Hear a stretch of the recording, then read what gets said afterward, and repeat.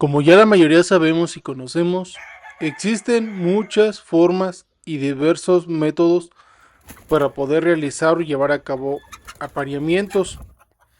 A veces lo más difícil y lo más complicado es decidir y seleccionar qué aves vamos a reproducir.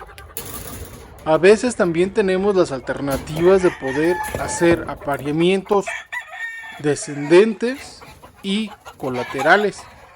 Es aquí, en este punto, donde nos detenemos a pensar qué de estas dos opciones que ya mencioné son las más viables.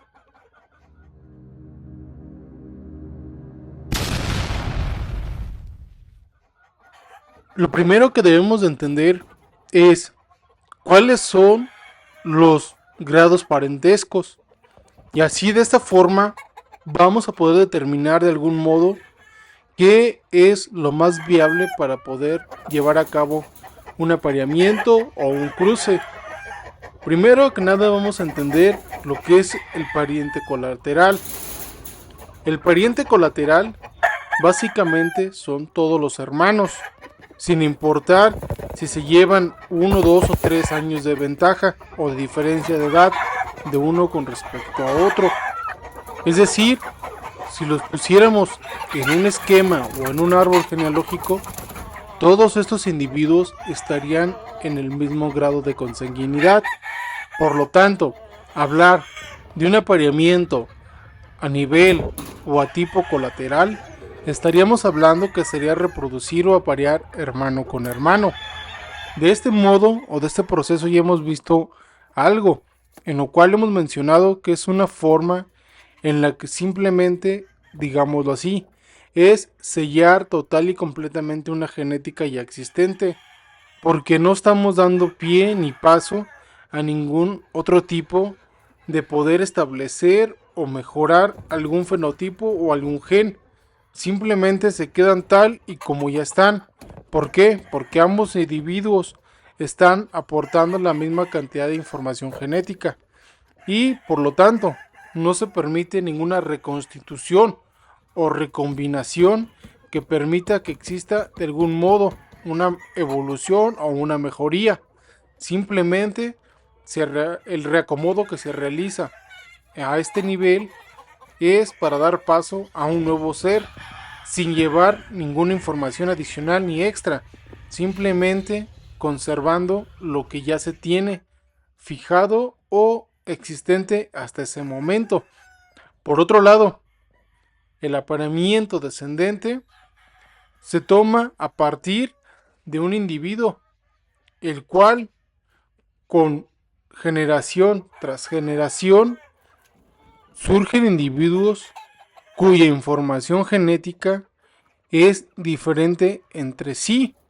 Por ejemplo, en el apareamiento del individuo 1 con el individuo 2, que básicamente es gallo con gallina, vamos a obtener futuras parvadas, en este caso gallinas, las cuales reproduciremos con el gallo. Y de aquí, lo resultante, que ya serían las nietas, tendrán una información genética diferente a sus madres. Y así sucesivamente.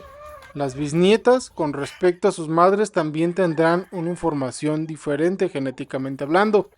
Y si nos vamos ascendiendo cada vez más, su información será diferente de un individuo con respecto a otro.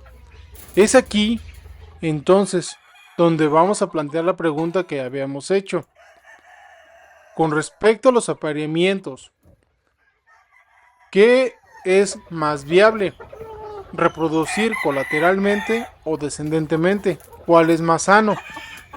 Pues claro, de acuerdo a lo que estamos diciendo, lo más viable es siempre hacer apareamientos descendentes.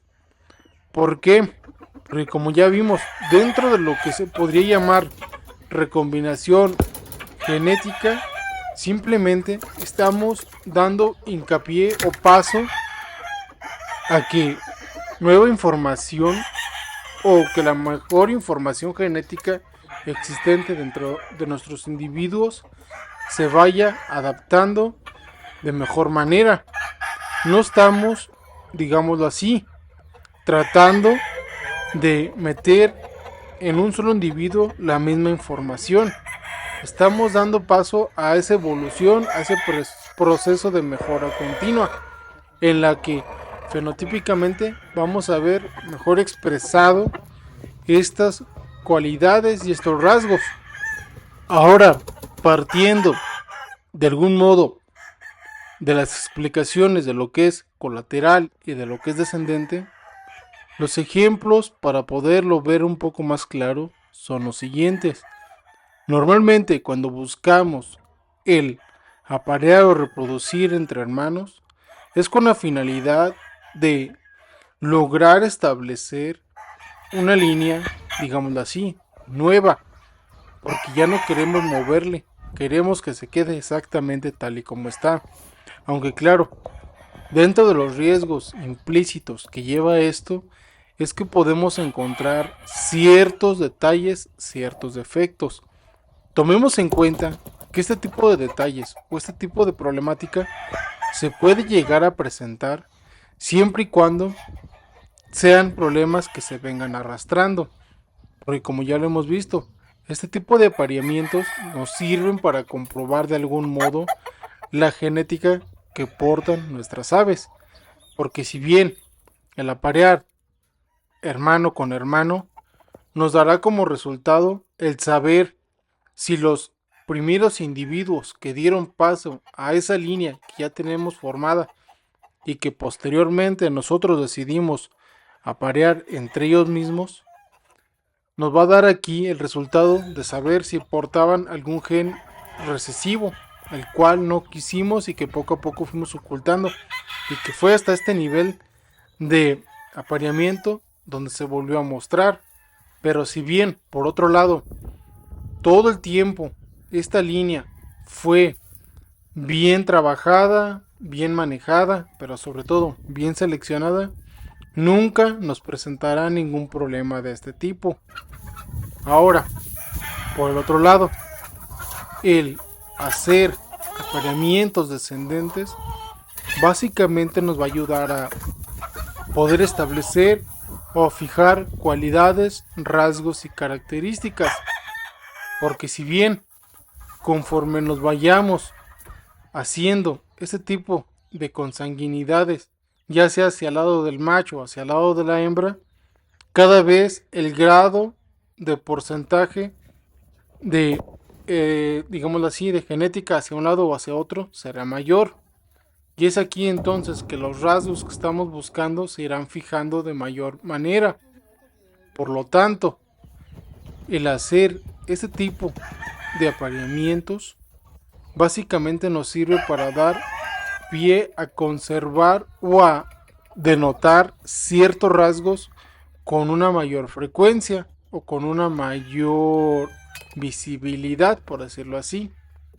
Y también tenemos la alternativa de poder apoyarnos en métodos existentes como lo que es la tabla de Felch, en la cual nos muestra que hasta cierta generación ya no es necesario regresar con los abuelos ni los bisabuelos, sino que simplemente a partir de ahí, de las generaciones ya existentes, podemos seguir apareando o reproduciendo sin ver en la necesidad de depender de los primeros ancestros. Asimismo, aquí el punto clave para poder realizar cualquier tipo de apareamiento siempre será la selección. Si vamos seleccionando individuos que cumplan con un estándar fijado por cada creador o por nosotros mismos, vamos a seguir conservando, digámoslo así, esa línea de calidad.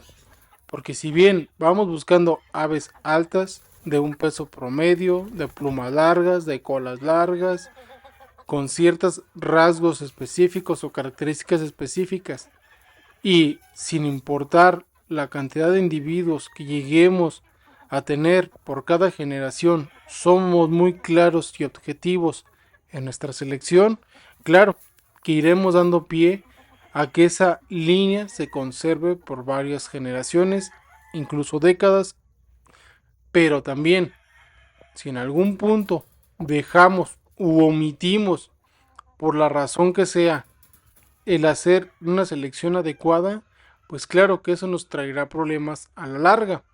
Entonces, independientemente de cuál opción estén ustedes dispuestos a realizar para llevar a cabo sus métodos de apareamiento, la clave siempre será la selección.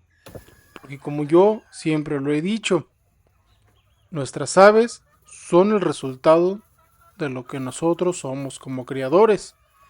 Y claro, todo esto lo podemos ver reflejado en alimentación, cuidados, pero sobre todo en la genética de los mismos, porque al final de cuentas somos nosotros, criadores, los que seleccionamos qué aves se van a reproducir.